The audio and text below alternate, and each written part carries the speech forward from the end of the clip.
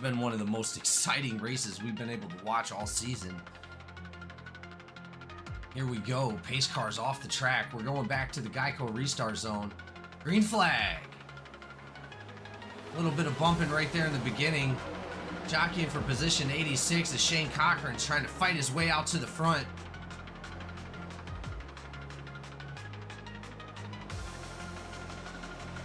Number 8 creating a decent gap for himself, able to get up there. He's going to be running his own race here in a moment. They get final lap. No more cautions for this. Austin, here we go. Last time around Richmond. 8 battling it out with the 71.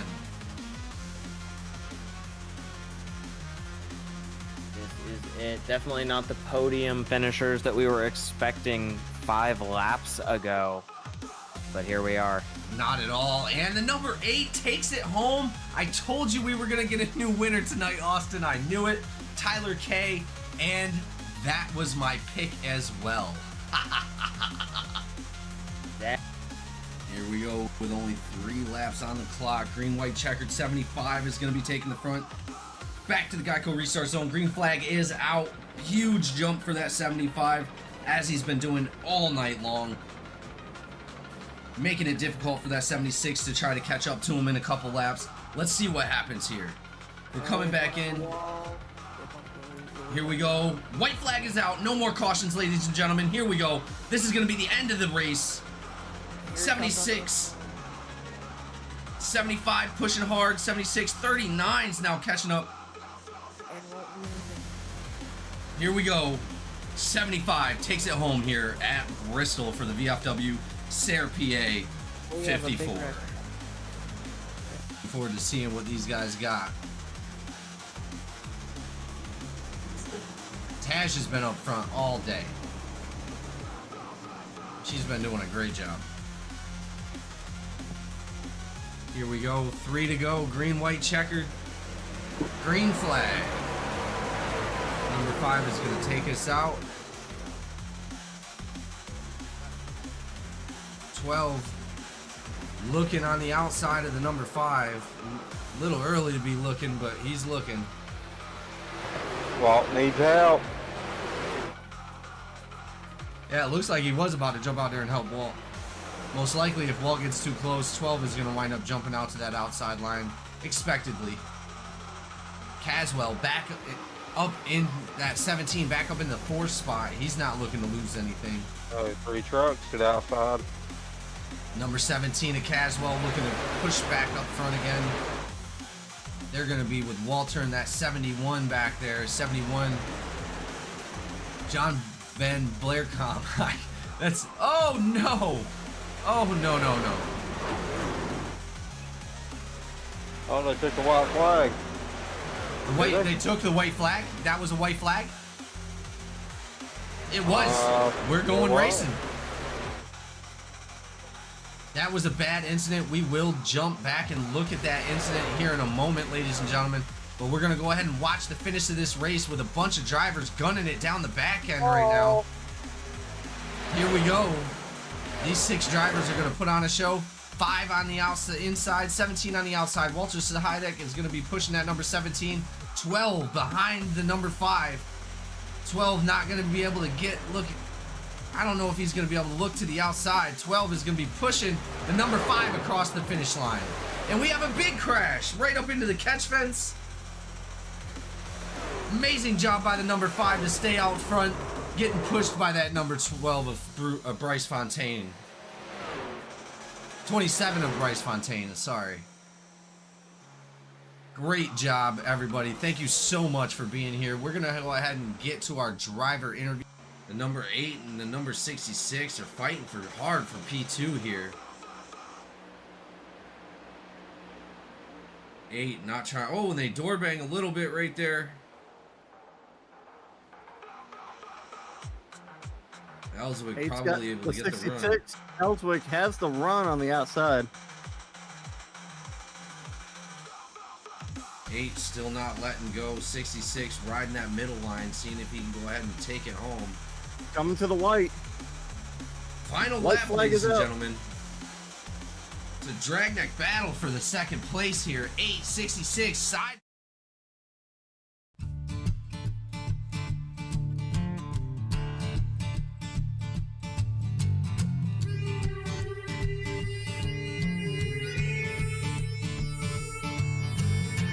Sun's going down and the rig is on. iRacing is where I belong. Discord's lit and the drivers are here. This is GEC, there's no room for fear.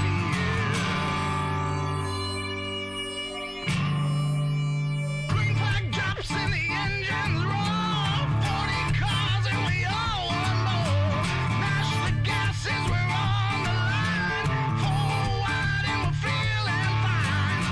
Drifting close in a slipstream dance. Taking the corners in a high-speed trance.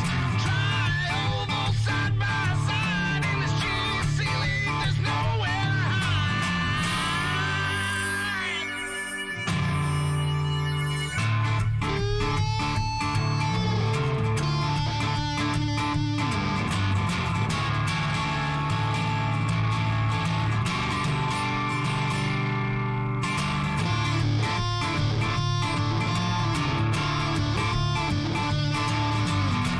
White flag need a perfect lap. All gas, no brakes to close that gap. Checkered waves in the racing world. Another battle is over and done. Cheers to the blues, hope they like the show. Victory lane is all I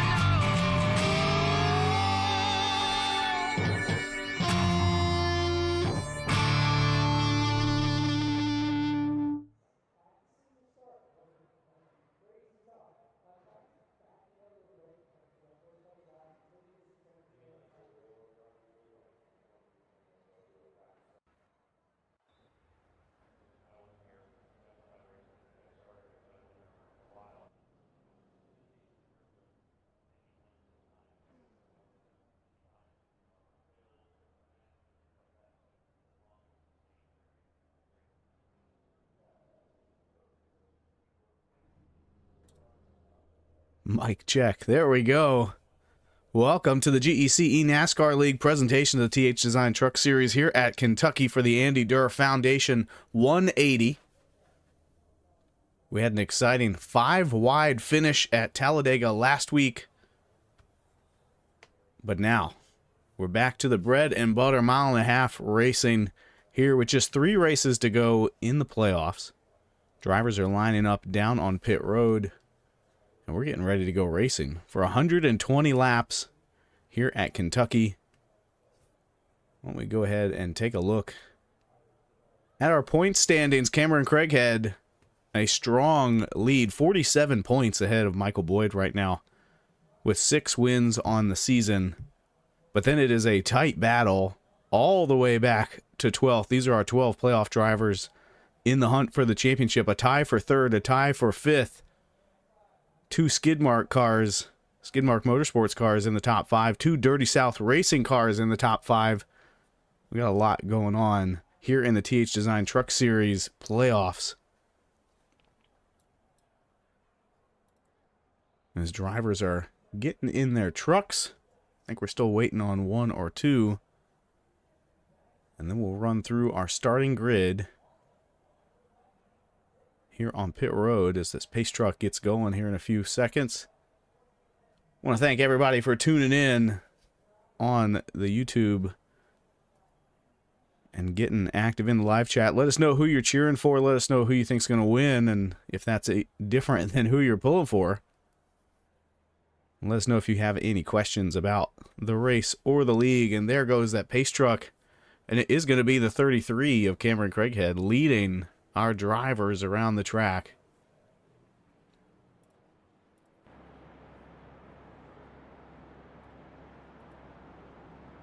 Out front, going to be Cameron Craighead and Knox Thompson on that front row. Then Walt Sahadak and Jamie Griffin in row 2. Row 3 will be Robert Weibel and John Anthony. Then Jonah Seawright and Michael Boyd on row 4. Rounding out your top 10, Jay Monin and Kyle Simmons. Then we've got Ryan Jones and Nate Weaver in row 6. Landon Cano and Lee Kiernan in row 7. Kenneth Gallman and David Culleton in row 8. Coleman Chapman and John Sellers in row 9.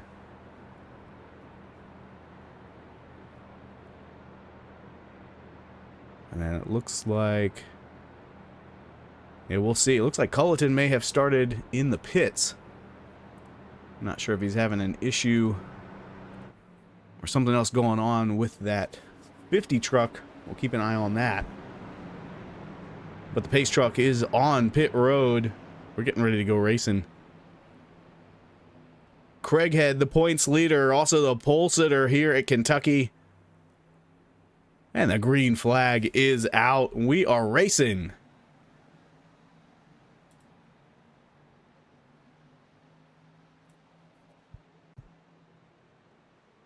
Craighead pulls out front right away. The 48 of Thompson right on his bumper, though. And these two are breaking away from the rest of the pack already here on lap 1. The 48 down low. And that U.S. Pizza Company 48 can't hold the bottom. Gonna have to check up. That's gonna let Craighead pull away. A little further back, Sahadak and Griffin are side by side for third. As Griffin pulls ahead. And now Weibel and Anthony pull down under that 00 of Walt Sahadak. And it looks like the high line not where you want to be right now.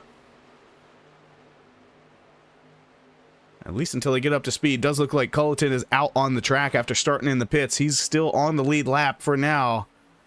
About a half lap behind our leader.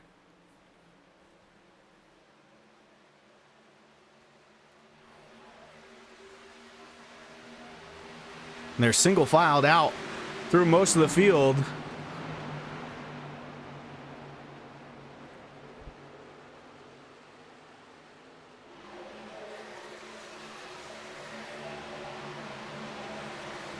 Jamie Griffin now up to second. Make that to the lead. 3 wide. Thompson in the middle. Craighead up high. Weibel in fourth, coming down low, trying to follow in the tracks of the 5. They were all singled out, and it only lasted about a half a lap before Griffin got a 2-for-1 special here on lap 3. Weibel trying to hold the bottom. But Craighead going to come back with a little bit of momentum now.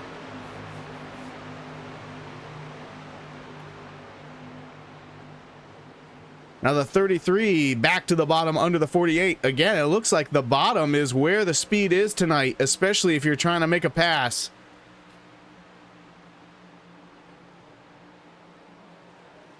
Now Craighead and Thompson side by side yet again. But the 33 going to hold on to it that time. Try to chase down that 5 truck. Retake the lead.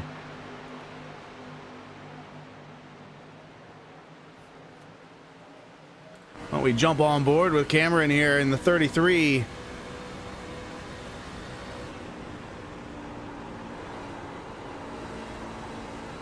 It's all going to be about poking your nose out to get a little bit of clean air. You see him doing that there, about a half truck length. Then on the straights, you want to tuck back in and get the draft.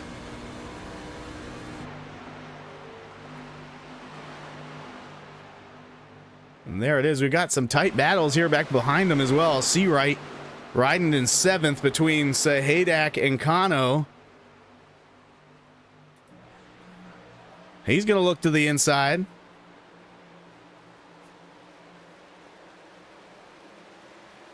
Can't quite make it stick. That's going to let the 45 get a run on his outside. Then just ahead of them, Anthony and Weibel are side by side. This is for 4th. 53 going to take it. But here comes that 42. Head of steam on the outside.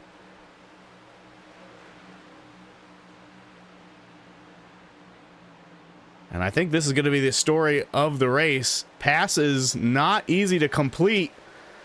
even if you clear that other driver and get ahead of them, they are going to come back and try to cross you over for the next lap and a half or so. And the longer you're side by side, the easier it is for the drivers ahead and behind you to get where they're going and to catch up with a little bit of speed. We've been watching this battle back here, but up front, Craig had passed Griffin for the lead. This is about a lap ago.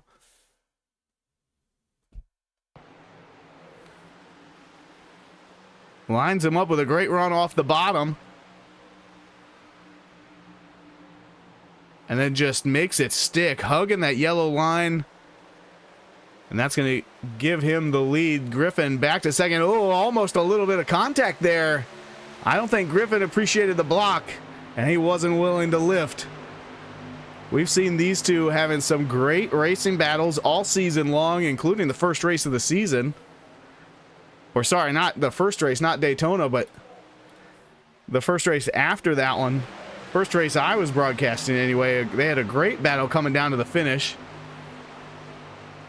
Now Seawright and Anthony battling it out for fifth.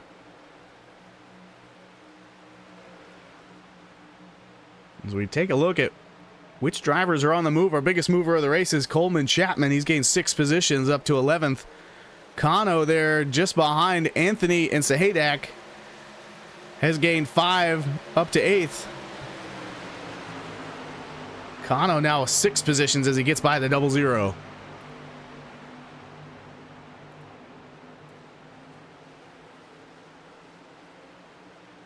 And drivers not having a great start.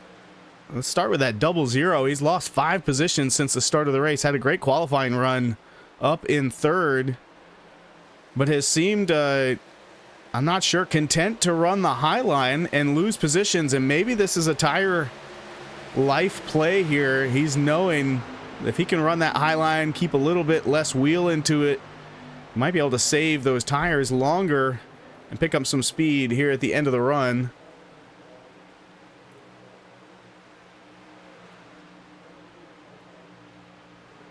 Tonight's race, 120 laps. First stage ends at lap 48.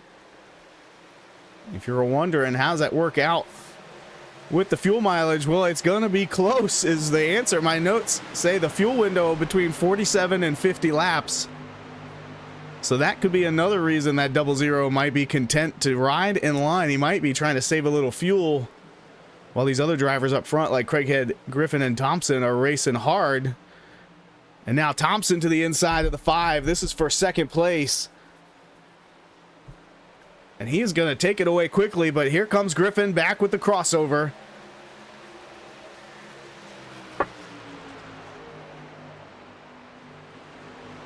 Tight racing all the way through the field as now Seawright has caught Weibel. He's got a mirror full of that 45 truck and the 21.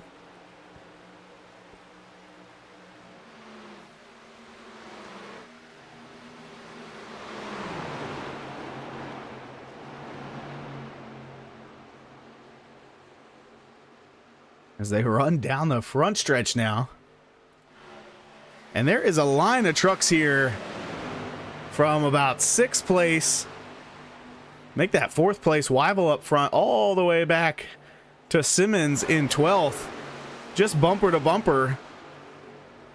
Then there's about a 2nd gap back to Sellers, Monin, Gallman, Weaver, Kiernan. And then you got to jump a little further back. We mentioned David Culleton started in the pits. He's still about a lap behind everybody else. Pretty much matching pace with the field. He should be all right if he can make it to the first caution or the first stage break. Get caught up here. But it's still Cameron Craighead out front. Now with a 1.5 lead over Thompson. Another 2nd back to Jamie Griffin.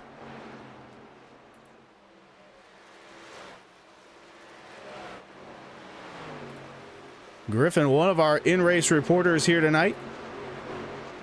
Appreciate all the drivers who let us sneak into their sim rig and get a look at them racing. There's Jamie. focused as always, trying to find a little bit of extra speed here to track down Thompson and Craighead.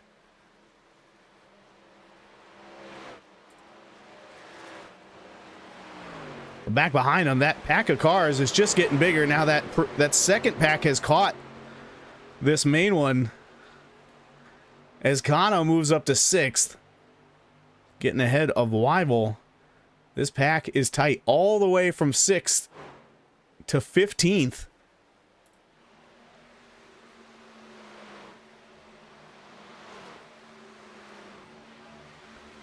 So we jump in the GEC blimp. Take a look at some of this racing. Sahadak now down low on Chapman. Anthony inside of Weibel. That's for 7th place right there. And here comes Jones in the 43. Trying to follow Chapman up through there. Then Simmons tagging along in the back. Oh, a little bit of contact, a little bit of net code as well. I saw contact between the 07 and the 43, and at the same time, looked like the 00 had a bit of net code there with Weibel in the 53. That's going to drop the 53 back into the clutches of Sellers, Kiernan, and Gallman.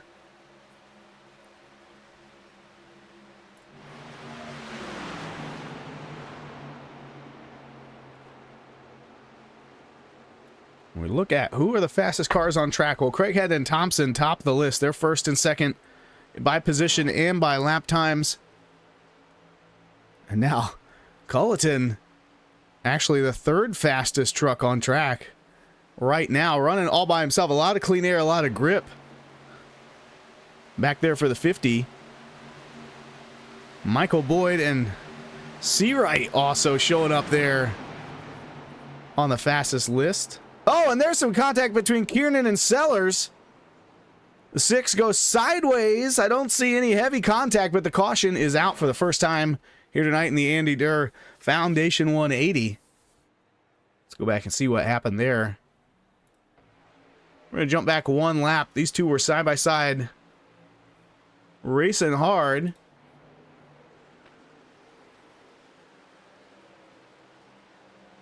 Gallman right there behind them, as well as the 81 of Weaver. And as they get down in the corner, yeah, it just looked like Sellers sent it in a little hot.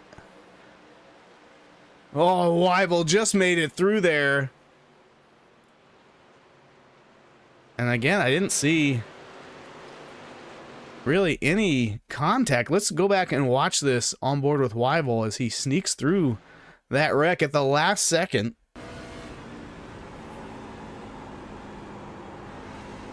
There goes the 6. It looks like he's drifting up the track, and at the last second he shoots down. Everybody check it up. The 53, great driving to avoid running into any of those trucks that were checking up. Sellers has come down pit road. And I guess all's fair on that one. No harm, no foul.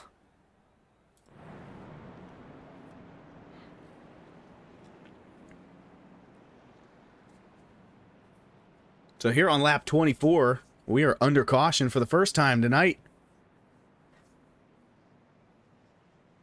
So we check in with our in-race reporters. John Sellers involved in that accident. You can see him there on the right. Jamie Griffin, our other in-car camera tonight. And I don't know who's sitting beside Sellers, but it might be his crew chief or spotter helping him out there. You can see him talking to him. Hopefully not too much damage for the one. Didn't look like anybody really had hard contact on that one.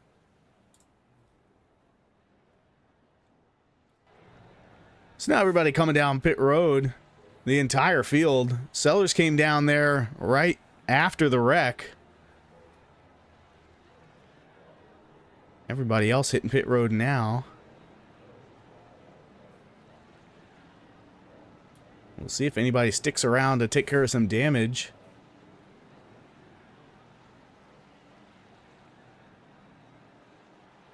And Sellers has parked it for the night.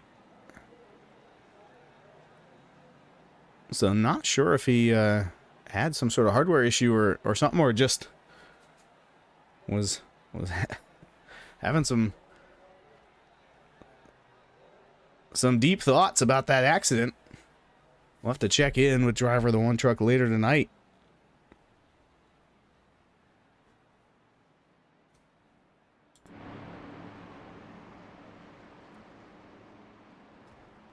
So while we ride around under caution, let's take a look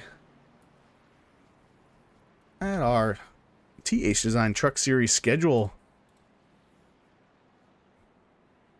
We are deep into the playoffs here.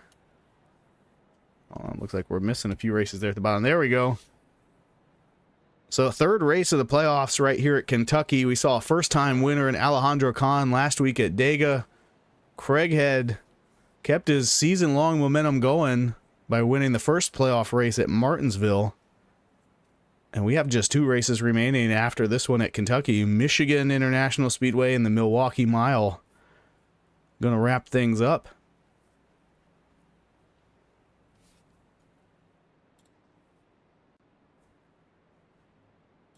So it's still Craighead up front, Griffin in second. Looks like Seawright might have gained a couple positions on pit road.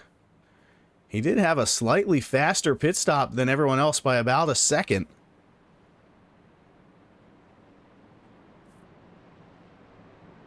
I wonder if he thought hard enough to maybe take a little fuel off that pit stop, save just about 0.8 of a second. It's got him up into third place on the second row. He's been on the march, started 7th, never dropped below 8th in all that chaos, and then just steadily worked his way up, sitting third here for this restart.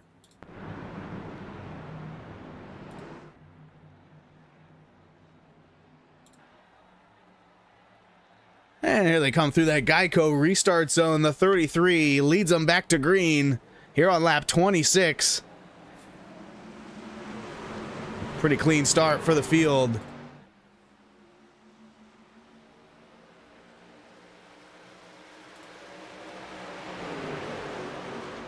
Seawright got to make it up to third place as Thompson drops back on the outside.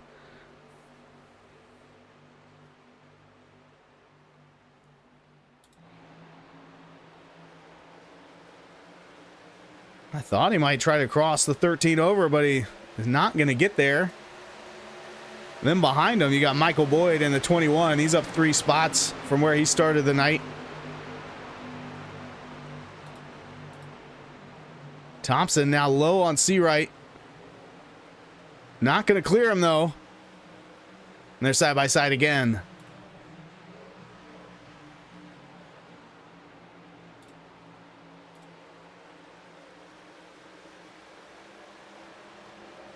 Seawright gonna battle back hard, and they are catching Craighead.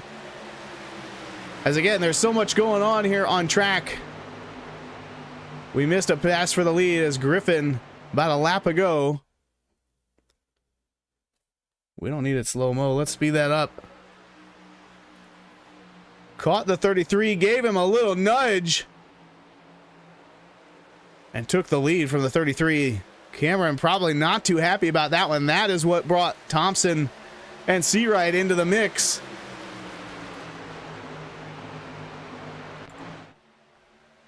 So now the 5 out front with the 13 and 48. Close behind, Michael Boyd riding in 5th, about a half second out of the lead now. The top 7 in this race are all playoff drivers. We've had an incident back with Jones and Culleton, staying green. But Jones has picked up a meatball flag from whatever that was. We'll go back and check that as soon as this battle for third cools off. And Boyd is there, just trying to decide which of these drivers is going to win out so he can follow him through. Craighead scrapes the wall. Sparks are flying. Now Seawright scrapes the wall.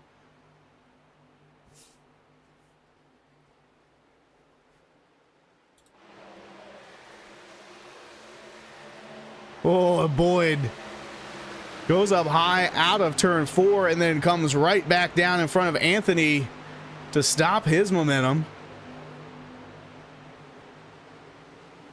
So here we go. We're going to go back and check on what happened to the 50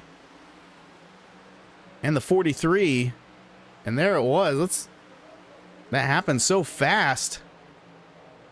Let's go see that one again. Looked like a little bit of contact. Here is the... Oh, there it is. 43 checks up and gets loose. And while we're watching this, we've got a wreck at the front of the pack. Craighead and Griffin right there. They spin and collect Seawright and Boyd, as well as Chapman. Again, I'm jumping around here trying to catch all the contact. Chapman into Boyd hard. I think that was Simmons who also caught Boyd. And this is one of those times where I kind of wish I had the radio scanner on, but at the same time, I'm not sure I want to hear all the chatter going on after something like that. Started out front with Griffin. And let's jump on board maybe and go back and watch that with Craighead.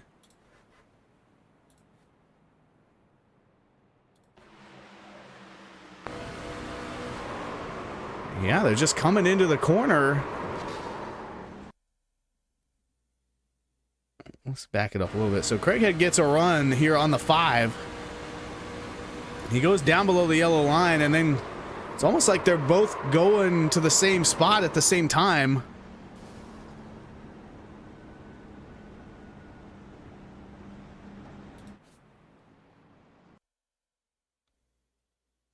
Again, this is an interesting one. So the front stretch at Kentucky is not straight. The whole thing is arced, so you're never really done turning. And I'm not sure. I mean, from one view, it looked like Griffin comes down. From another, it looks like Craighead comes up. Either way, that's two drivers racing hard for the lead. We'll see if either of them claim that one and take an EOL here under caution. Otherwise, it's going to be for race control to sort out after the checkered flag. So 34 laps into this one. We've had 2 cautions already.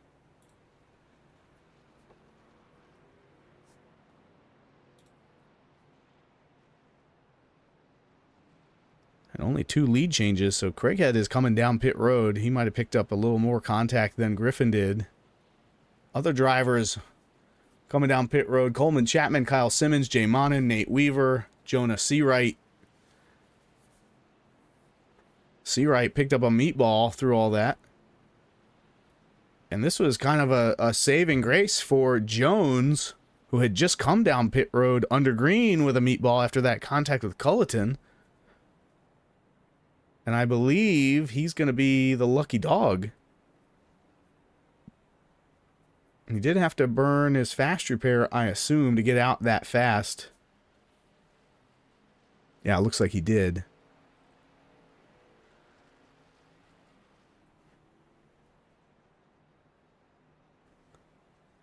So this race is getting dramatic and interesting here already. We're not even finished with stage 1.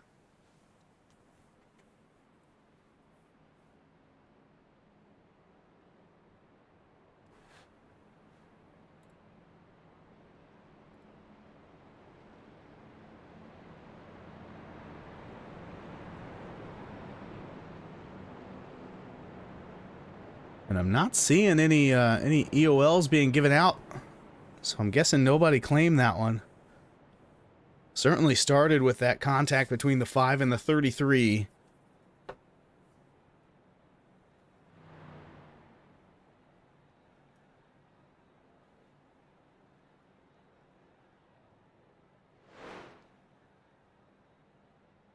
I think it is tough to leave a caution like that unclaimed for so long in this race, because that means that you're going to get, if that's your first claim of the night, you're going to pick up an EOL on that final lap if you're found at fault. Or even worse, if you end up having to claim another wreck And this one comes back on you too. You're going to get parked at whenever that second one occurs. But right now, it's Jamie Griffin in the lead, Thompson in second, Anthony in third, and Sahadak in fourth. Had a couple drivers coming down pit road under this caution. But you're going to have to go all the way back to Nate Weaver in 10th to see anybody. And he doesn't even have fresh tires. Looks like Weaver and Monin came in for fuel only. Might have been that they hadn't pitted yet here in stage 1, so they just needed the fuel. Didn't want to burn a set of tires. And then Monin and Simmons, or sorry, Simmons and Chapman, they both were in for an extended stop. You can probably assume they picked up tires, but just have to wait and see if that's an advantage here. As we have about 13 laps remaining in stage 1.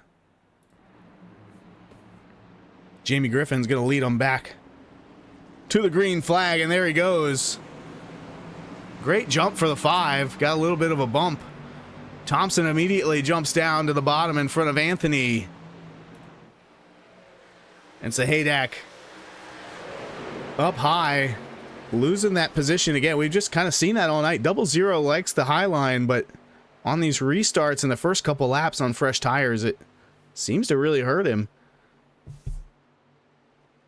See if he makes an adjustment later in the race. So Sahadak back to 5th.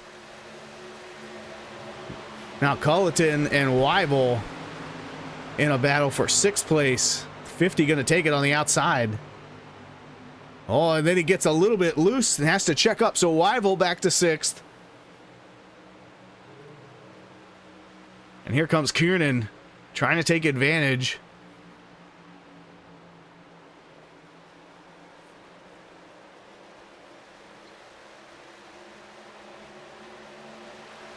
A 6 truck rocking one of the many THDesigns paint schemes here in the THDesign Truck Series. Always looking sharp. I know he's not in the race tonight, but TJ Handley is the driver here at GEC, sponsors and runs at THDesigns paint shop. Had an opportunity with a broadcast I was calling last week to see a THDesigns paint scheme get to victory lane in another league, and it wasn't until the burnouts that I zoomed in and said, hey, that's TJ, one of his schemes there. So congratulations to THDesigns on the win over there in the Great Lakes Sim Series Halloween Spookfest 150. We're watching Craighead in the 33. He is on the march after getting a minute 20 of repairs, and he's gonna door bang the 50 here. He's got to be careful not to make a bad situation worse. I know he's anxious to get back to the front, but these other drivers in the field are not going to pull over and let him take it away that easily. And there he gets loose on the bottom, drifts up to the 50. 50 in the wall. I think Culleton cut him a break there, as he's going to lose 2 spots now to Kiernan and Weaver. Kentucky all about momentum here. Every time you've got a lift, every time you get just loose for a split second, you're going to drop back.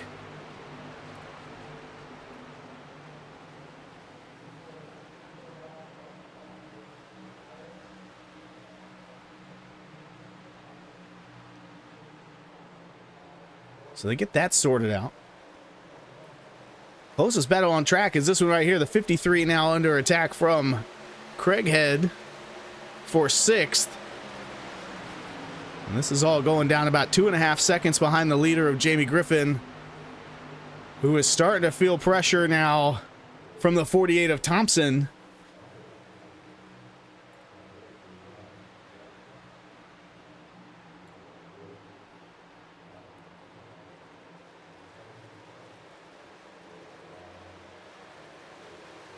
Weibel now dropping back after Craighead gets by him. Weaver up to 7th. Now Chapman working on the back of Kiernan. And this is kind of the same thing we saw on that last run. This group of trucks kind of right here in the middle of the field. Right now it's 7th on back to 12th. They just get bumper to bumper and trade positions, but nobody is able to really pull away. Looks like Kiernan got loose there on entry, but keeps it straight and gets a good run out of it. He's going to look to the inside of the 53.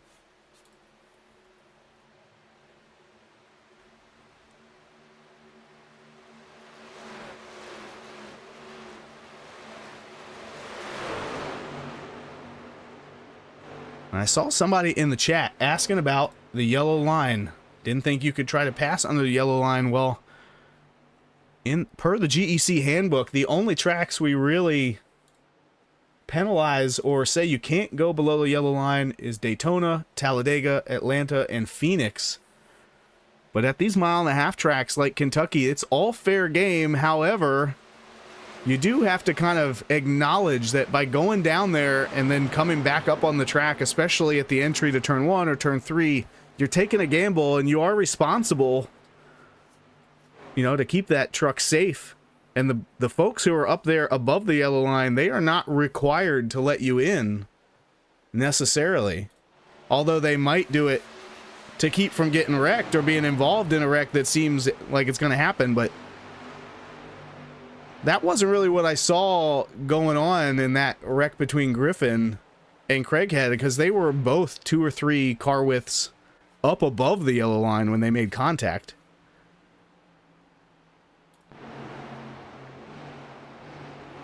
Kano in the 45, racing in 3rd. He's got Anthony and Craighead closing in from behind. And he's had a bit of an up and down night. Started back in 13th, drove his way up to 6th. Then after that first caution, took 4 tires and dropped all the way to 16th. Then a race back up into the top 10, stayed out at the last caution, is now running 3rd. And this is lap 48, so this should be the last lap of the stage, and Thompson got by Griffin. And he's going to win stage 1. We'll go back and watch that pass here. This was on lap 45. Lines him up and then gets his nose just underneath of the 5. I'm sure we'll see Jamie try to hug him and pinch him down. And then just a little, I'd call that friendly contact. They're close enough to give each other a fist bump through the windows. Oh, and Griffin actually gets a little bit loose as this is playing out. Again, this is 3 laps before the end of the stage. On lap 45, all this played out. So Thompson takes the lead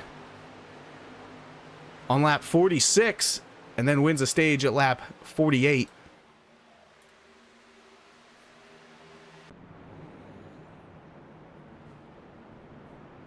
So drivers getting stage points here at stage 1 is Thompson, Griffin, Kano, Craighead, Anthony, Sahadak, Weaver, Kiernan, Chapman, and Boyd.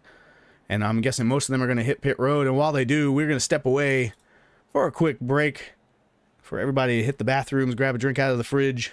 We'll be ready to go here at the beginning of the final and second stage in the Andy Derr Foundation 180 with the THDesign Truck Series on GEC NASCAR.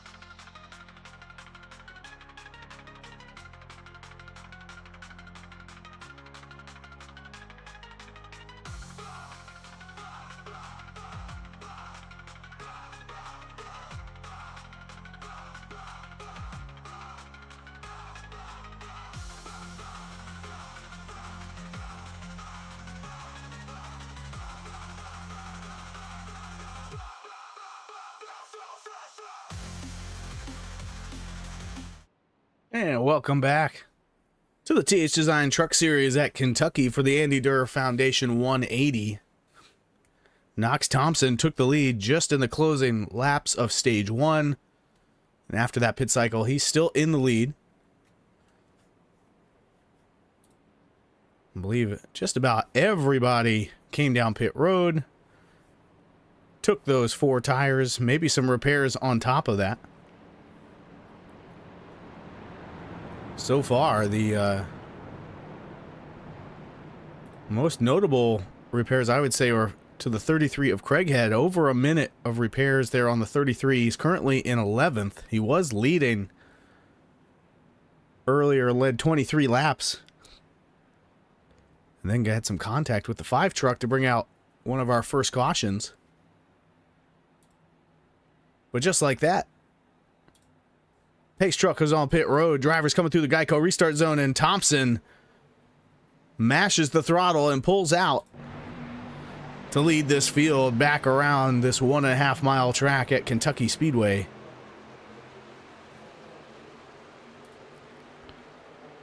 Griffin now looking at the back bumper of Kano. He's going to pull alongside him to the outside. Typically, we've seen that bottom lane be the best place on fresh tires. But watch as Griffin, I mean, that is textbook. So he pinches the line down on the 45. Keeps him from being able to come all the way up to the wall. And then stays on that fender to get a side draft out of the turn.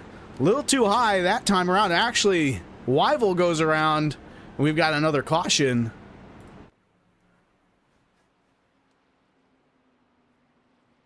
It might be Culleton as well. Let's see what the first thing that happened. It looks like Wyvil went off track, maybe.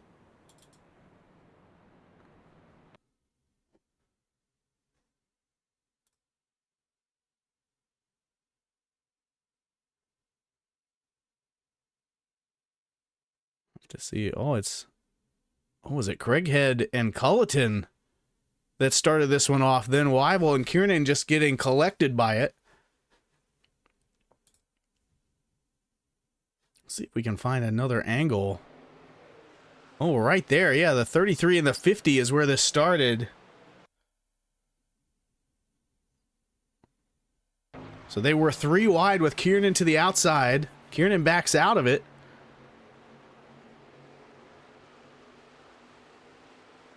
And then, yeah, I can't tell. I mean, it almost looked like the 50 was loose and had to get his truck a little sideways because of that. So he came down as the 33 was coming back up to exit the corner.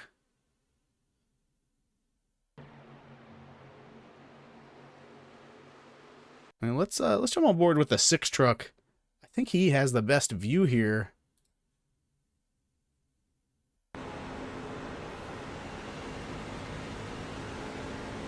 And yeah, I think maybe both trucks were loose. Actually, look at the way that the yaw kicks out the back end of both of those trucks. More so on the 50. Comes down into the 33. Kiernan picks up a little bit of damage. And then the caution comes out. But Wyvil is the driver that picked up the worst of it. See if we can see right along with him. He's out of the race. Or at least taking a tow back to pit road. Or maybe he's there. Maybe he's just blinking out for a second.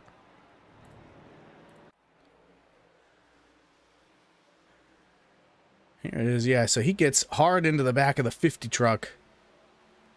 Picks up a meatball from it. Comes down pit road. I mean, at this point, I'm counting 1, 2, 3, 4, 5, 6, 7 drivers have used a fast repair already. We're just 53 laps into this race.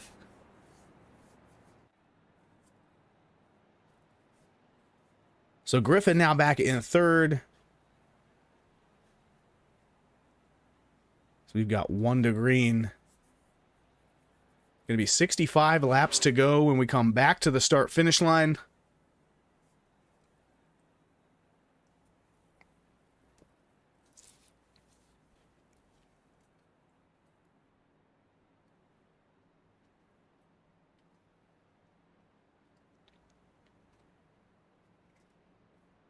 Looking through Kano, biggest gainer of the race, 12 positions.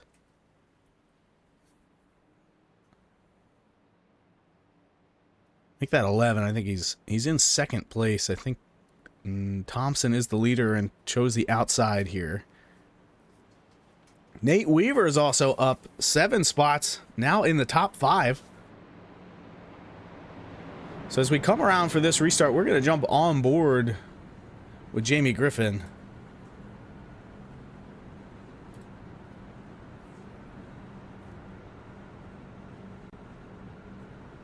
And again, you can see Jamie getting serious there on the left. Laser focused.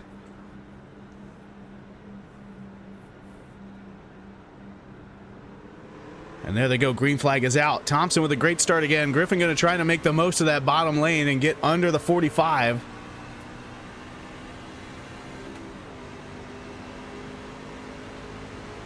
You can hear him going up through the gears as fast as possible.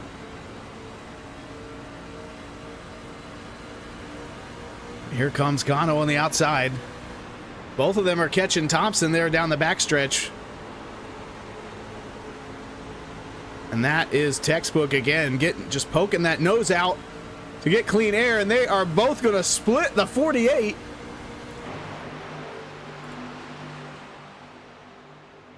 And Kano takes the lead.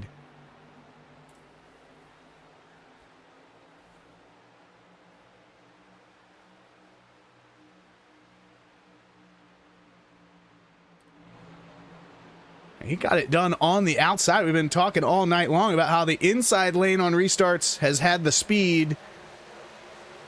Don't look now, but that 33 truck of Cameron Craighead is all the way up to 5th.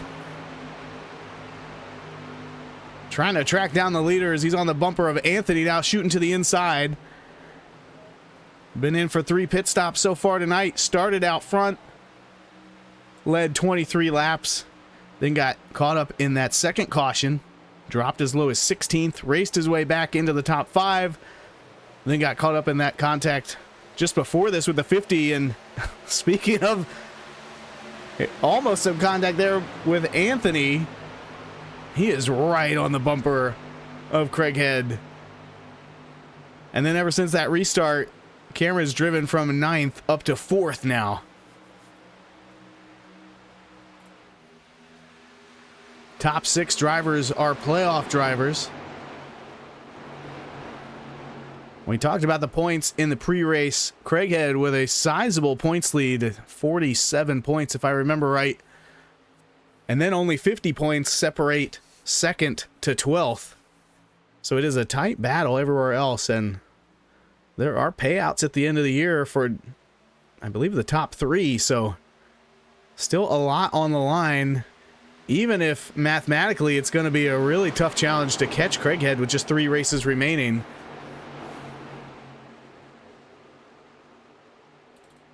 Especially knowing that he got points for being 4th there at the end of stage 1, and now he's underneath the Thompson all the way down on that apron again.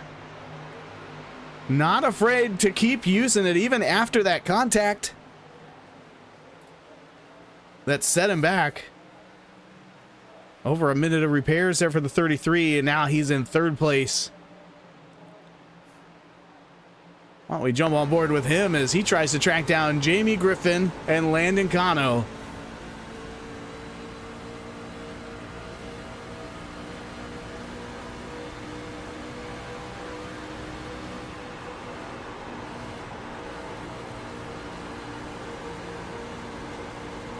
And he's going to do it. Get beside Griffin there on the exit of turn 2.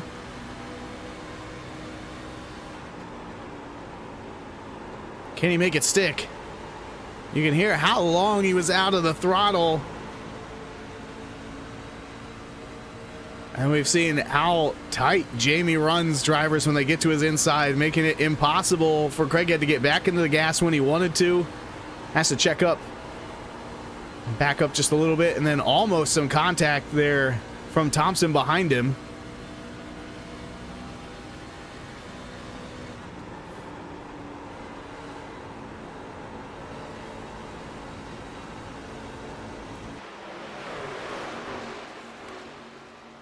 think I saw Jamie get loose.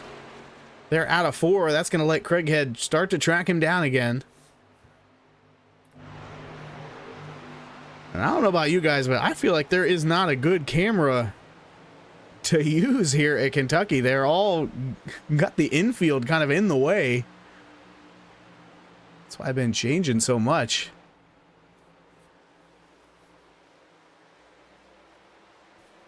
So now they're getting spaced out, single file. Best battle back here between Weaver and Chapman for 7th, just behind Anthony. Sahadak in 9th, Seawright in 10th.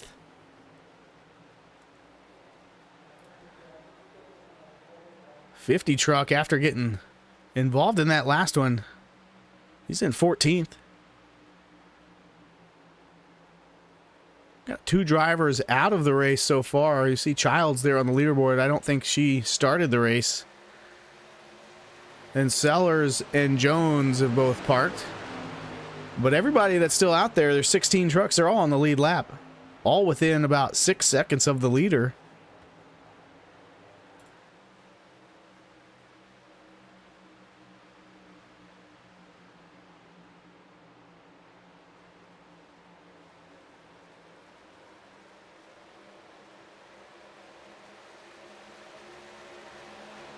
$55 laps to go. About 17 laps into this fuel run. Drivers are going to have to stop one more time, but you've got a big spectrum of when you can do it. Fuel window just under 50 laps. So here in about 5 laps, the window is going to open as we have another caution. As you see Thompson going around, Weaver gets collected. I think that was Griffin in there too. Here on lap 67, let's go back and see what's going on. So Craighead and Griffin were side by side, and Thompson is right there trying to make something happen and take advantage of those two. And then, ooh, Griffin and Thompson cross over into each other. Boyd catches a fair amount of contact on his way through. Anthony makes it through clean. Chapman through clean, and then Weaver and Sahadak nowhere to go. They catch some contact. Here comes Kiernan. Somehow he makes it through there. And Jamie Griffin caught up in yet another stint of contact. So let's go back and watch that again. This time from Kiernan's point of view, he's been in the seat so far tonight, making it through these wrecks. He's quite a ways back. They're already sideways at this point. And then you can just see trucks going every which direction, and he threads the needle to get through there.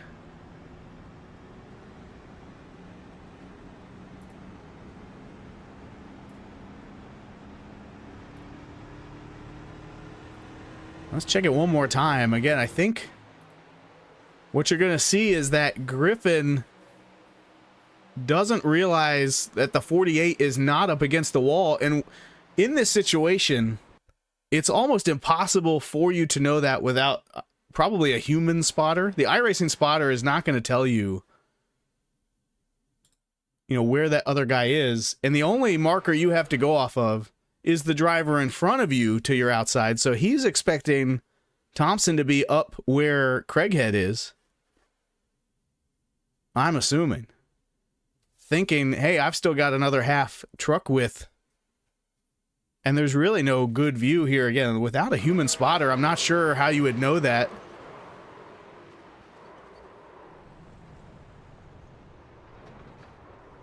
Other than having, a VR setup and having your head turned all the way around backwards.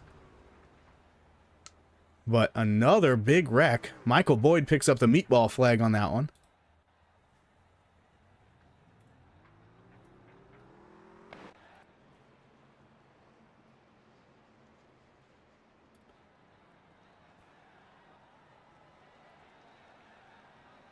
That one coming out on lap 67. Griffin, Thompson, Boyd, Weaver, Sahadak, and Kiernan all involved one way or another.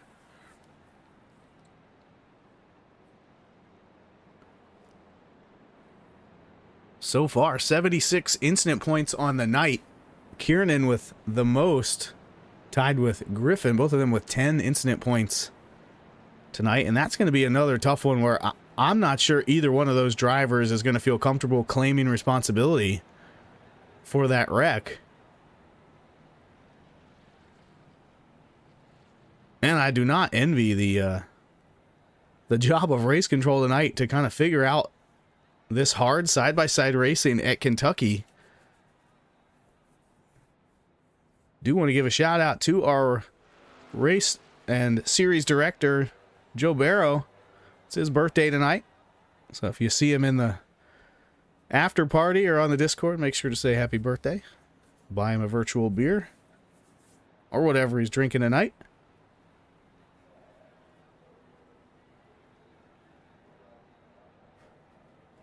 And with that, we're going to be coming back to green again.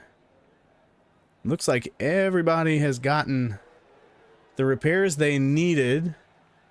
Griffin still on the lead lap. He's not with the pack. He just came out of the pits a little late. But he should catch them just as this thing gets started. And then there it is again. Cameron Craighead out front in the lead. Kano in second. Then Thompson and Chapman.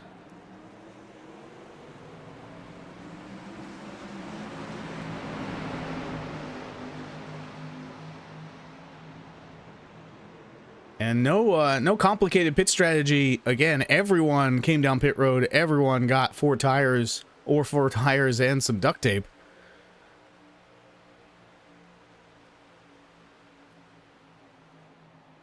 Top 8 drivers now are playoff drivers. David Culleton leading the way for drivers not currently in the playoffs.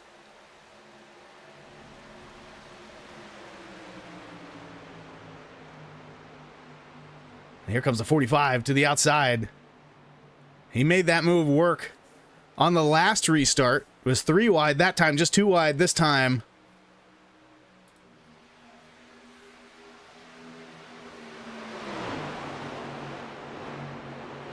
Not going to get there. Tries to do a little bit of a crossover, but Craighead has the speed to hold on to the lead. Anthony now up to 5th.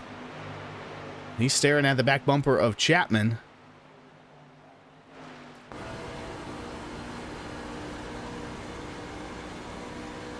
And Anthony having a really good night. Has not dropped below 8th. After starting around 6th. Staying in a position to make a move late is really all you can hope for, and avoiding wrecks, and it seems like he's done that. He's one of the only drivers in the whole field without an incident point here tonight. Monin in the 67, the only other driver without an incident.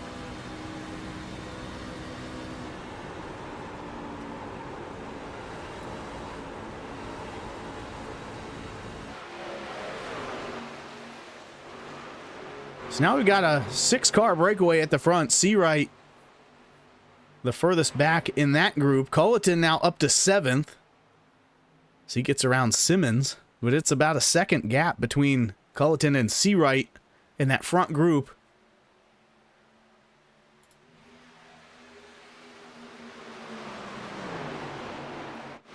But speaking of that back group, they're 2 and 3 wide here.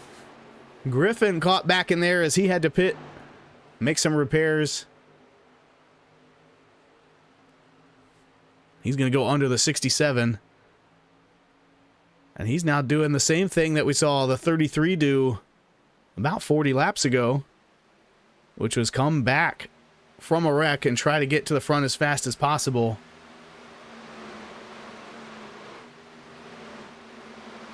So Griffin now up to 11th after starting in the rear on that restart.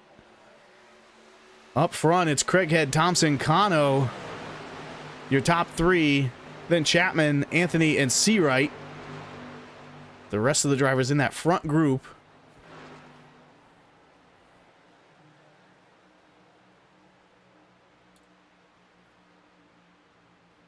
Only had a handful of drivers lead a lap tonight. Craighead with the most, 31. Griffin with 20. Kano and Thompson both with a little over 10. And Anthony got one. I'm not sure if that was under a pit cycle or something. I don't remember him being in the lead.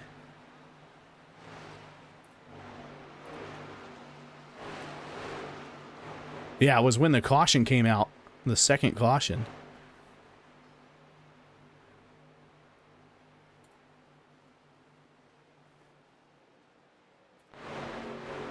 And now the front two drivers starting to break away as Thompson tries to trace down Craighead in the 33.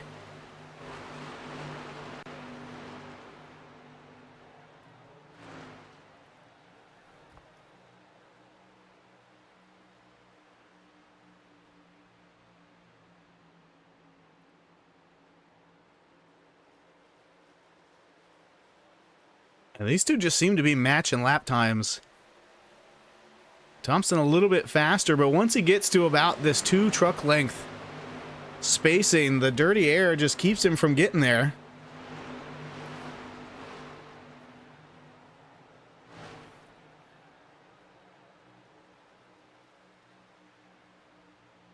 Taking a look at wins on the season. Thompson with 2, Craighead with 6, so 8 wins between these two drivers right now.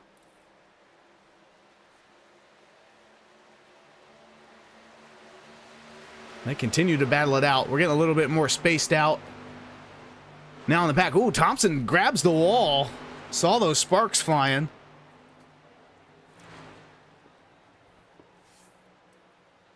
Keeps her straight, though. Griffin now up to 10th, working on Weibel in the 53.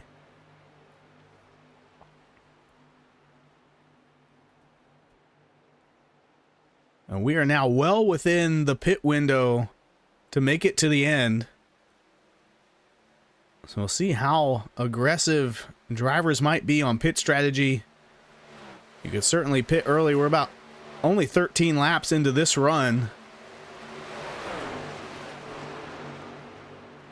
I still think you're going to have to pit, though, to make it to the end. Again, my calculator said somewhere between 47, maybe as much as 50 laps. But that green flag was back on lap 70. So it would be exactly 50 laps to make it to the end. So we might see somebody do it. But if you're Griffin, you are not saving fuel. You've got to be making your way up through the field to recover those lost positions. And he's going to look to the inside of the 53 right now. Weibel tags the wall. That slows him down. That's going to let the 5 by. He's going to try to get Simmons along the way. That number 74 has got a sharp looking scheme on it tonight. Let's go ahead and zoom in on that. That Outlaw Performance 74.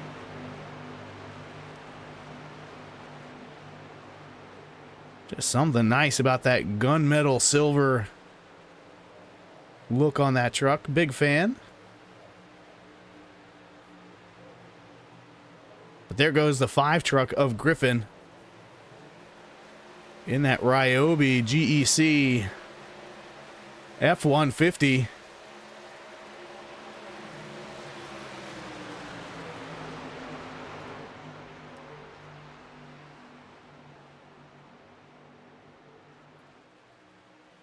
Further towards the front, Anthony still trying to chase down Chapman for 4th. Chapman, the biggest mover of the race, up 13 positions to 4th. Kano up 10. Culleton up 9.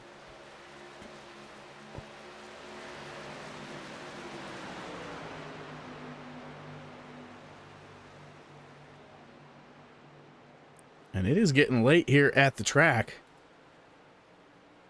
Check on the weather. It is cold out there. Only 66 degrees in the air, 70 degrees on track, and it's about, oh, what is it, like 9:30 track time? So it's only going to get colder. I think it's just going to make these trucks get tighter and tighter as they go. So dirty air going to be more important as the race goes on. That's where your truck gets tight. But it might make it easier to hug the bottom and get back to the throttle sooner. Where early in the race we were seeing a lot of drivers getting loose trying to do that. Griffin now has caught Culleton, and he's going to go by that 50 truck for 7th position. He's 7 seconds out of the lead, but has made up about 8 positions since the start of this run. Just 19 laps ago.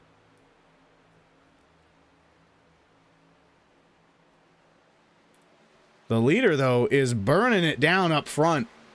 I mean, he's running a half second a lap faster than everyone else in the field. So the clean air is unbeatable.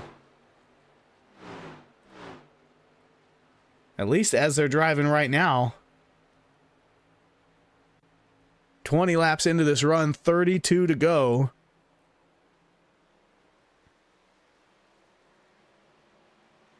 Like I said, I think we're going to be right on the edge of the fuel window, so I'd expect drivers to run this close to the end and then come down for a splash of fuel if they need it.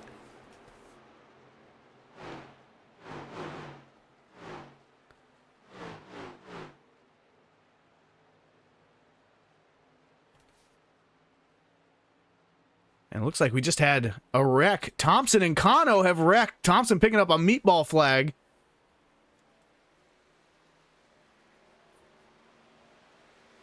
Let's see if we can track that wreck down and take a look. Here it is. Oh, they just get together and then both head into the wall hard. 2 playoff drivers that have both been up front all race long. As I mentioned, Thompson actually with a meatball from that contact. You can see that truck really upset coming down the front stretch as everybody avoids him. Oh, and then back into the wall. Major damage on the 48. I mean, I think at this point he's really hoping for a caution, but he's not going to get it. We stay green. Kano and Thompson both on pit road now. They had each led over 10 laps here tonight. Running in the top 5 pretty much the whole night. And that is just going to let Craighead grow his lead even further, as I think those two were running 2nd and 3rd when they got together. So his closest competition now out of the race. Jamie Griffin up to 5th, but still 7 seconds back. Going to need a caution for that 5 truck to find his way back up into the battle for the lead.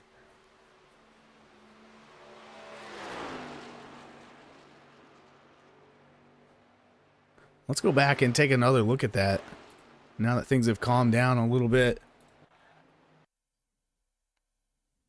Maybe back it up and see how they got into this. It was Kano down low, Thompson up high. They're door banging, getting into the corner. And then I think they're just racing hard and close, but once you start to get together at that angle, it's really hard to get those trucks to come back apart because it just pushes the 45 up the track further into the 48. Neither of them, feeling great about that. They've taken out of the race. Thompson picks up the meatball, but they've both been on pit road for now over a minute making repairs. Race is over for the 45 and the 48.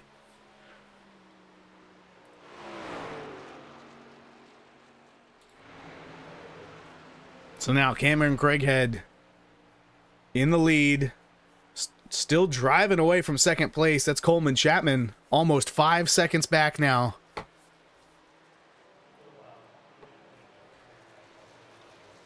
Craighead about to lead his 50th lap of the race. There it is. Here in the Andy Derr Foundation 180.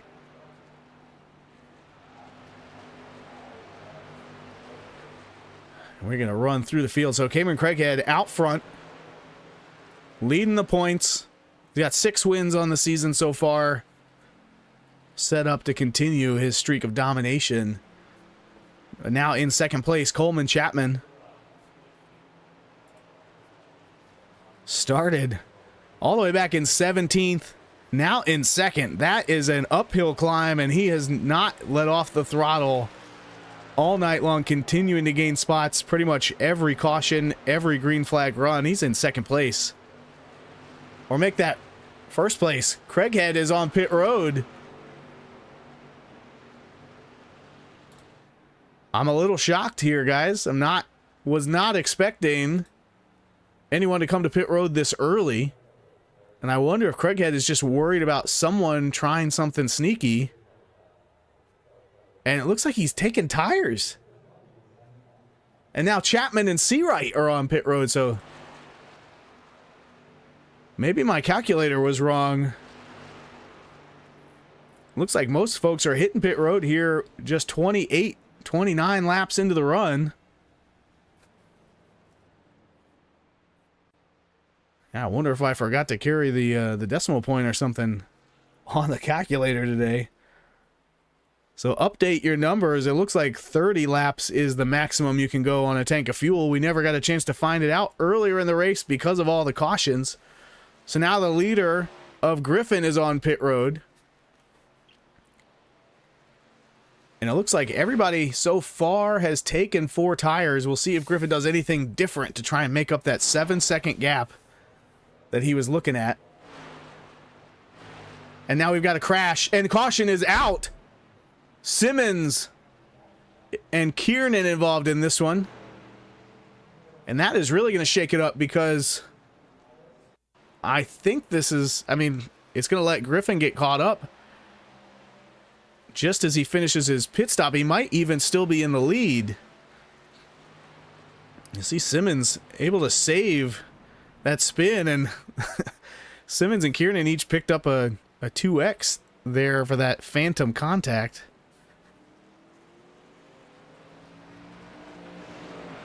And that's going to be the caution. So we'll see how this pans out. Griffin and Monin were on pit road when the caution came out. And there comes Griffin off now. It looks like he is going to be behind the 33.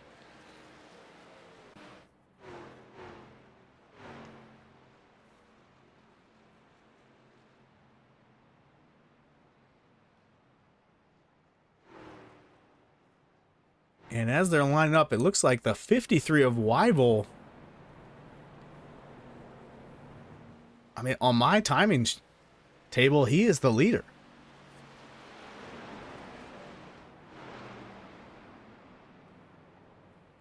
But I think that's going to update. I think he was just on pit road, off cycle with everybody else.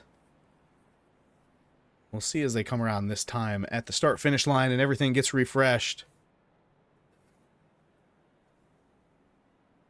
And Wyville coming down pit road as well. Oh, and he picks up a black flag in doing so. Here on lap 100 right there. I'm not sure if either pit road was closed. Didn't look like he was speeding. But he'll have to deal with that. And maybe he passed the pace car when he wasn't supposed to. Maybe that was why he was shown as the leader. He's still shown as the leader on my screen. But I think iRacing's going to take care of that. So it's going to be Craighead, Griffin, Monin, and Chapman, your top 5. Make that Seawright in 5th. iRacing still sorting out the order here.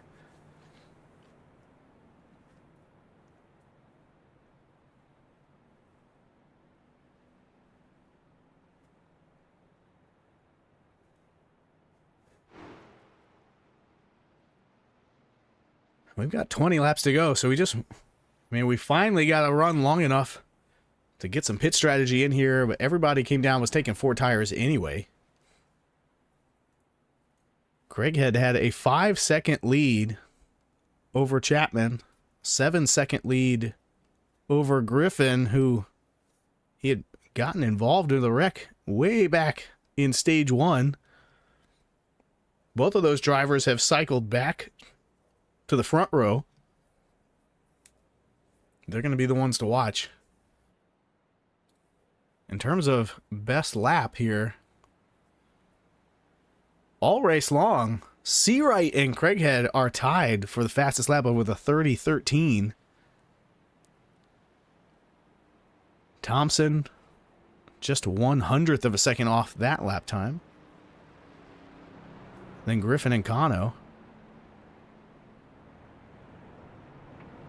So Kano is out there 3 laps down. He's the only truck not on the lead lap that is still running in the race, so he could catch some lucky dogs and some wave rounds to get up there.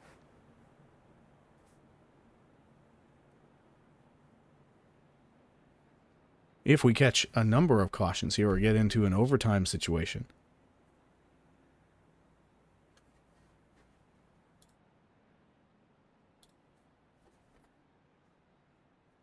So 6 caution on the night. One of those was for the stage, so 5 cautions for cause.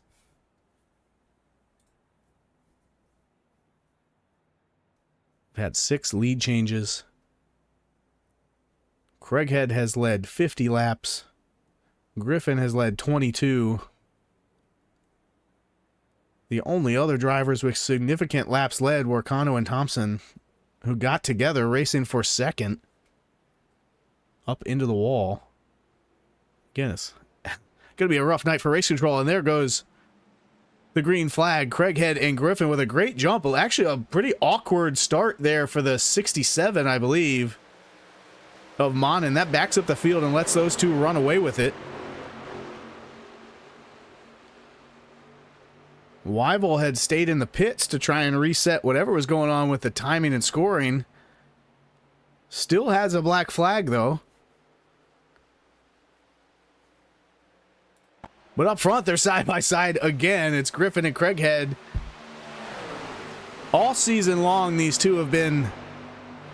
I mean, I'm not sure either of them would call themselves rivals, but in terms of what we've seen from up in the booth, they always seem to be racing around each other at this point of the race. Seems like on the season, Griffin has not had the luck, though, to survive some of the big wrecks and be there to battle on the final lap.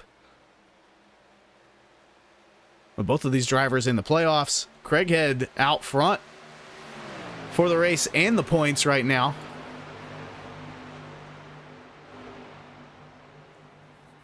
He's got a little bit of a gap now ahead of Griffin. Back around 5th place, Anthony is battling with Chapman in the 00 of Sahadak. He got caught up in at least one of those big wrecks with some heavy contact. Still out there racing. In the top 10, Culleton, the same story. Big contact, multiple wrecks. Doing a great job coming back. And speaking of that 00, I do want to zoom in. Walt, the sponsor of tonight's race for the Andy Derr Foundation, and he is running a matching paint scheme to go along with this race. That is a beautiful, beautiful wrap on that 00 truck tonight as he's racing in 7th place. Kind of in a really up and down night. He had a great qualifying effort, started 3rd. Then got caught up in a caution or 2. But so far, it's just been 4 stops, 4 tires every time. Got him running in the top 10 here with just 15 laps remaining.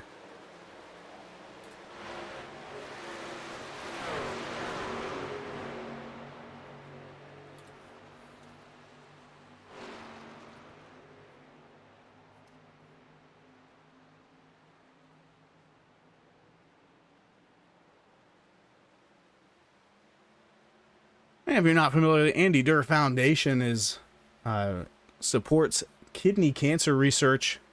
Their mission is to raise money to fund kidney cancer research and to support other initiatives in patient advocacy, education, and engagement. You can support them at theandydurrfoundation.org if you're so inclined. Right now, Walt doing his best to represent them out on track. Up front, the gap starting to close back up now.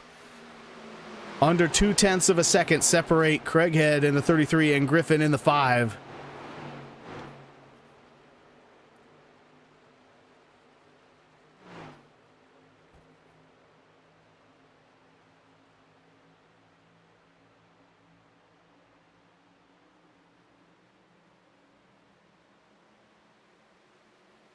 Monin holding on to fourth. Kind of caught a lucky track position play there by pitting late.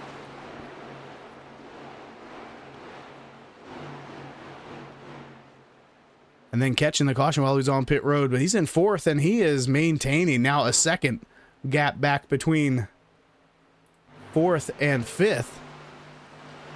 Seawright in third. Culleton and Kiernan in a tight battle. This is for ninth. Simmons and Gallman are right there with them.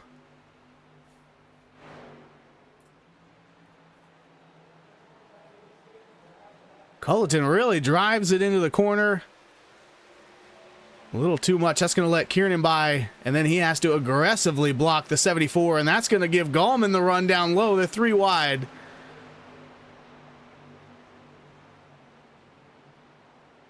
$50 going to hold on to it for now. So now the battle is between Gallman and Simmons. They're going for 11th position, just outside the top 10. 74 going to throw it in low.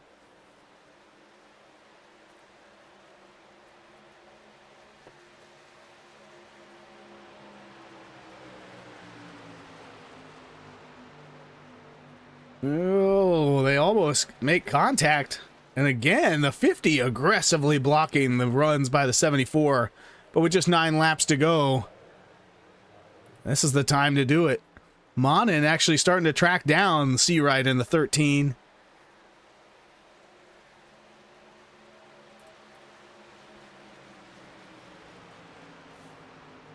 Seawright out of Albuquerque. Monin, according to his profile, out of Japan.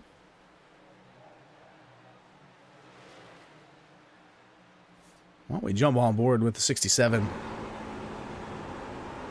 And you can see the leaders just ahead. Craighead maintaining a half-second gap back to Jamie.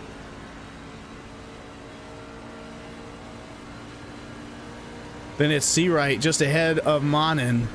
7 laps remain here at Kentucky.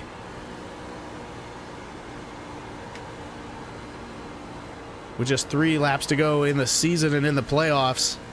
67 really had to check up as he got tight up into the wall. I kind of mentioned that as the temperature comes down, the trucks are just going to get tighter and tighter, and Seawright is up a couple, not hugging the bottom. And what that means is when Monin comes off the corner and he tries to slide up to the wall, it's nothing but dirty air and a lack of downforce for those front tires. That time he tries to drive it in deep on the bottom. Seawright comes down to take that air away again. These two kind of playing a aerodynamic chess match here. This time Monin dives all the way to the bottom to make sure he's got clean air, but I think you just have to give up too much speed mid-corner to hold the bottom and do that. Gallman and Simmons still going at it just behind the 50 and ahead of the 53. This battle's been going on now for about 10 laps.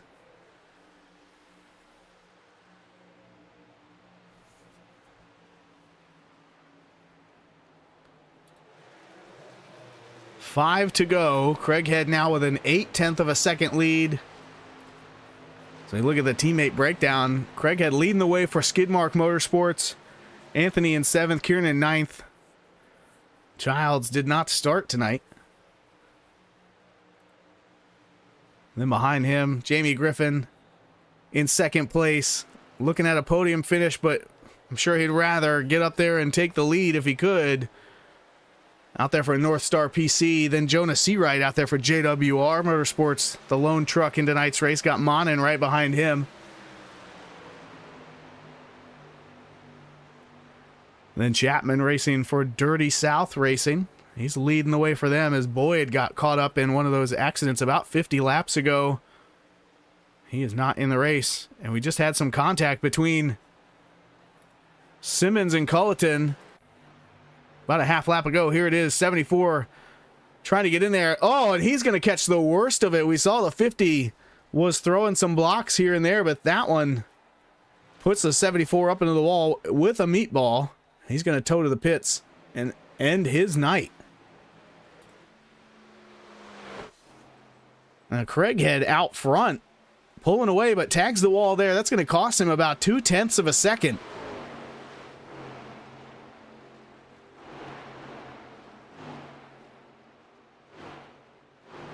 But he picks the pace right back up. Griffin doing everything he can to cut into that 1 second lead. But it doesn't matter. The white flag is out at this point. I don't know if Griffin can get there. Monin, though, might be able to catch Seawright. This is for third for that last podium position. 1 lap to go. Not just a half lap to go. I don't think the 67 is going to get there. Craighead wins the race. Griffin finishes second, just behind him. And then coming to the line, it is Jonah Seawright holding on to third from a charging Jay Monin.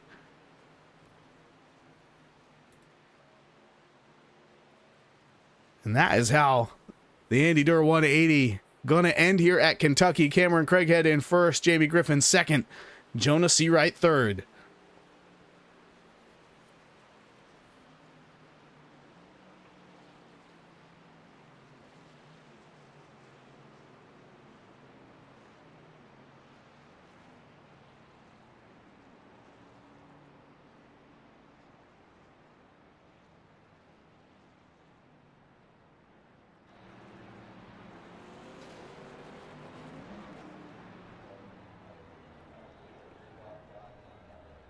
Craighead getting some love taps from a lot of drivers here as he picks up his 7th win on the season. Further lengthening his lead on the point standings.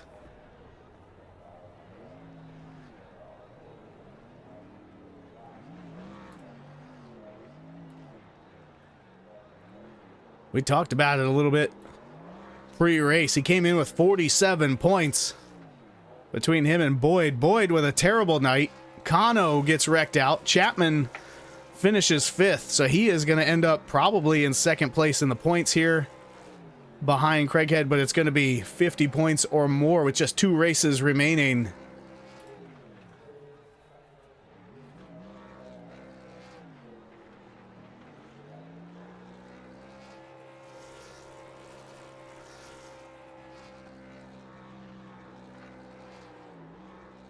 So we watched the 33 burn it down here on the infield. We're going to get our podium drivers up here in the booth to chat with us.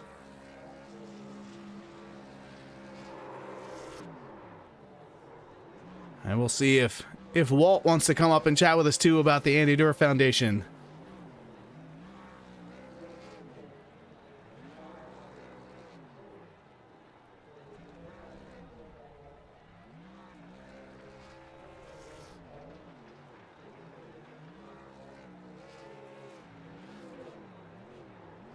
Craighead's still burning it down. While we're waiting, I'm actually going to pull in the driver of the 00, Walt Sahadak, sponsor of tonight's race. Walt, you got a copy? I do. Thank you. Yeah, sorry to pull you in kind of quick there, but wanted to give you an opportunity to talk about the sponsor of tonight's race and anything you think people need to know about the Andy Derr Foundation and what that means to your life. Sure. So Andy was a good friend of mine, a golf buddy who was taken from us with kidney cancer. But he put a lot of research into it and set up a foundation along with his family that they do a lot of good research, raise a lot of money, and donate to a couple local hospitals doing research on kidney cancer. So really close to my heart and something that, you know, I'd like to get out there. And if anybody wants to donate, if you look up their website, they have donations there. They do all sorts of fundraisers. So it's a great charity. I want to thank you for sponsoring tonight's race on behalf of Andy and the foundation. You know, we have a lot of important sponsorships throughout the season, and this is absolutely one of them. So thank you for doing it. Sorry you weren't able to get up into victory lane here tonight, but we did have a chance to zoom in on your truck, take a look at that beautiful wrap you got on there, and see how you were doing throughout the race. Well, thank you, and thank you guys as always for putting this on. You guys do an awesome job. Thank you, thank you. All right, looks like we do have our 3 podium drivers up in the booth as well. So we're going to start with third place, Jonah Seawright, driver of the 13 truck. Jonah, you got a copy? Yes, sir. Yes, sir. I do. All right. Well, we saw you there at the end holding off Monin in the 67. That was kind of the best battle here coming to the checker flag. You hold him off to finish on the podium. Walk us through your night. Well, we've qualified decent, so I can't complain about that.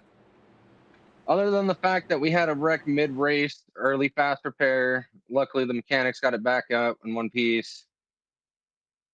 We had to actually go to the backup truck. Sadly, I wasn't expecting to use it so soon. But with how we were running, it was smooth.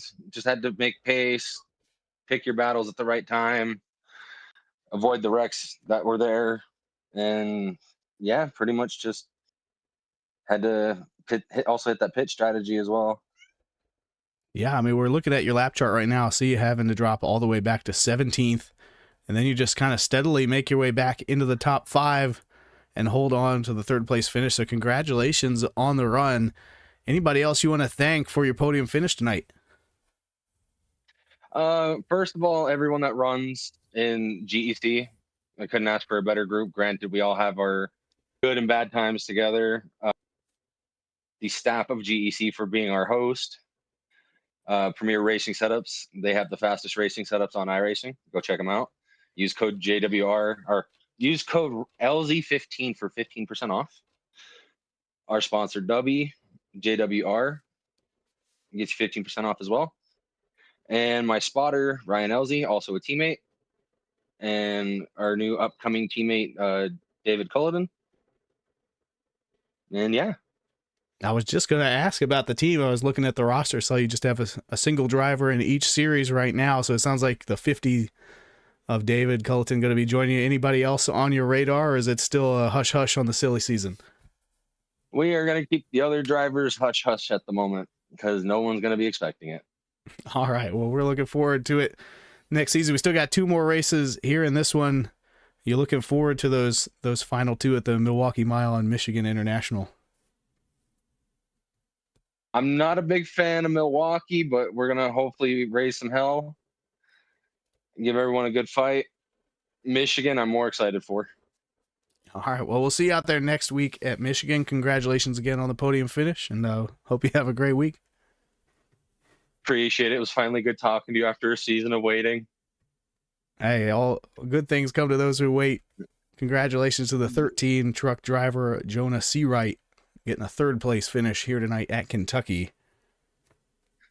Next up, going to be driver of the number 5 and our primary onboard camera tonight, Jamie Griffin. Jamie, you got a copy?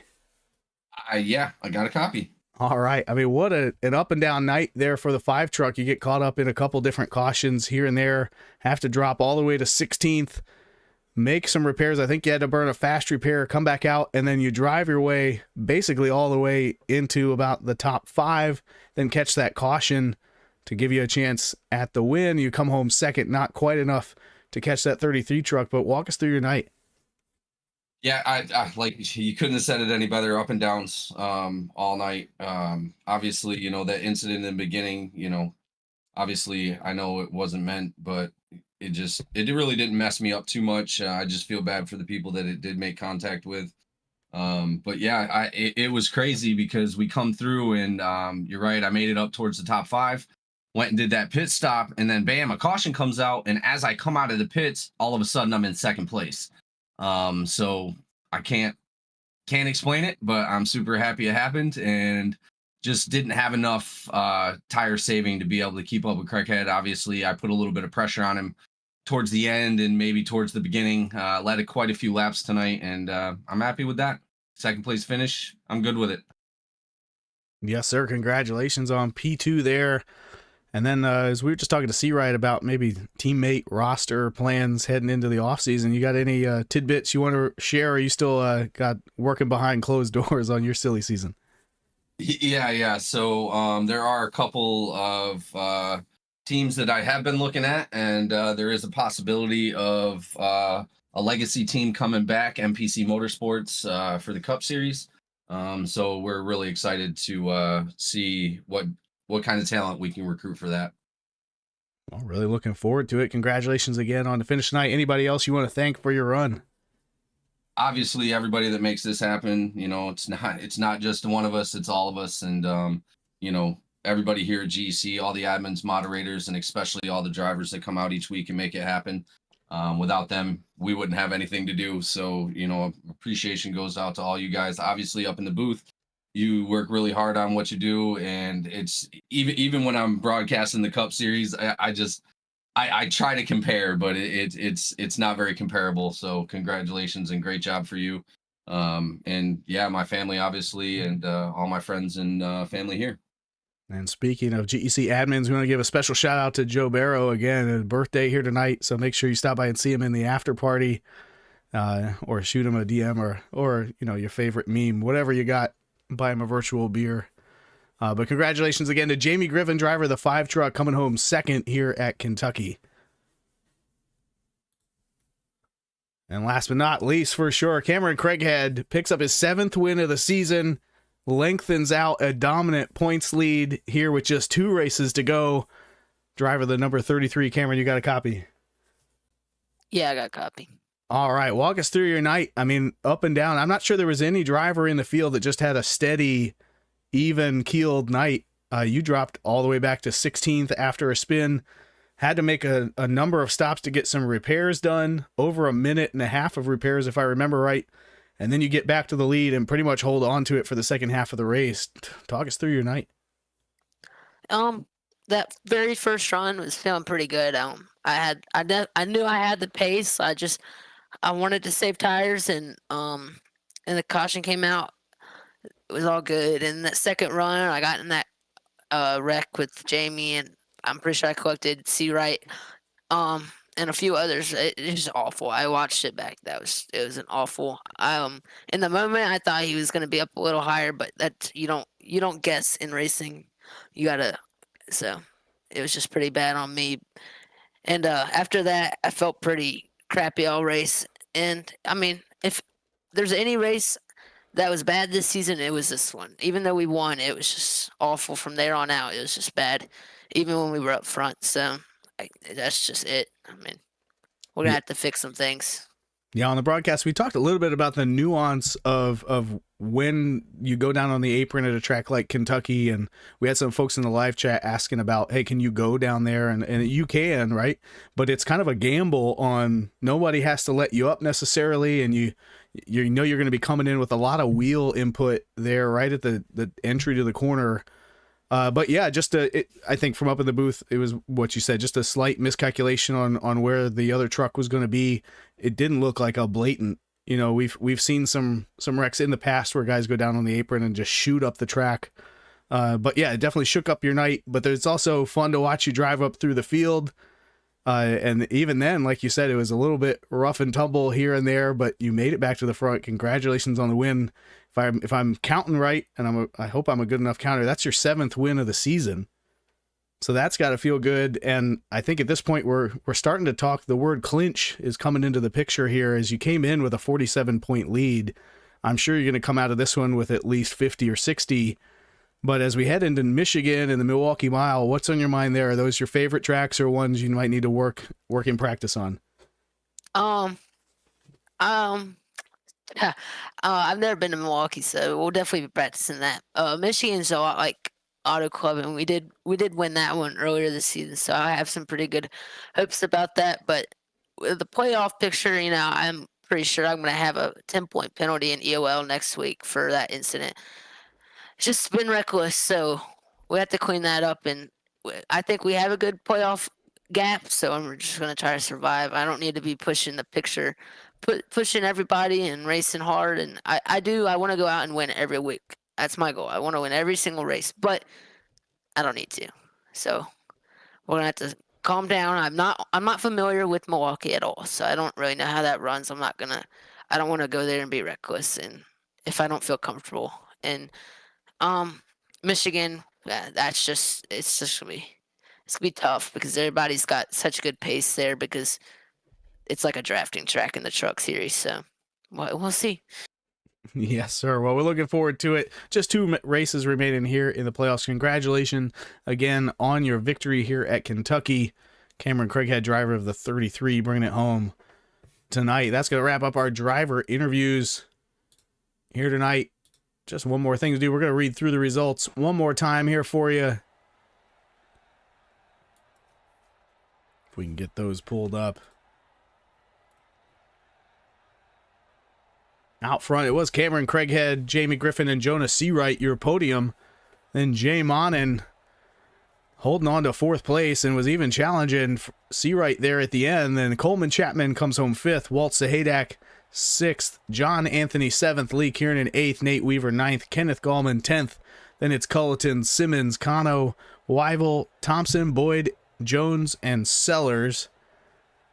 We're going to round out your finish for tonight. So for everybody up here in the GEC League, we thank you for tuning in to the THDesign Truck Series and supporting the Andy Derr Foundation here for the Andy Derr Foundation 180 at Kentucky. If you like what you saw tonight, tune in Thursday night for our Cup Series action, also at Kentucky. Same situation in the playoffs. We've got one driver starting to run away with it and a number of other drivers vying for second or hoping for a miracle to catch him. So that should be exciting as well. And then like and subscribe here with the GEC NASCAR YouTube channel for all racing action and other podcasts and things we do to keep everybody up to date with our racing. So I want to thank you for watching tonight, and we'll catch you next week here with the THDesign Truck Series and Thursday with the THDesign Cup Series on GEC NASCAR.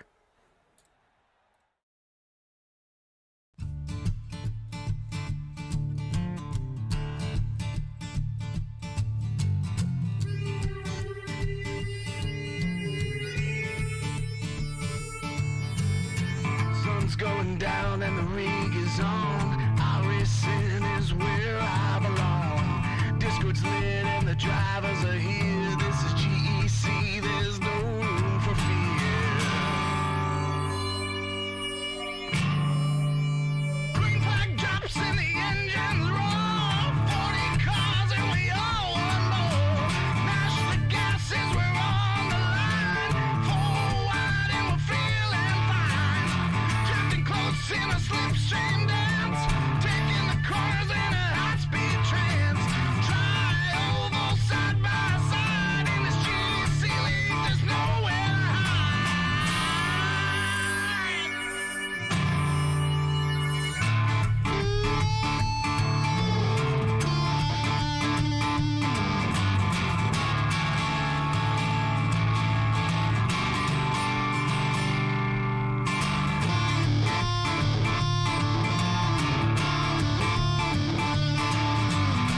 White flag need a perfect lap. All gas, no brakes to close that gap. Checkered waves in the racing world. Another battle is over and done. Cheers to the booth, hope they like the show. Victory lane is all I know.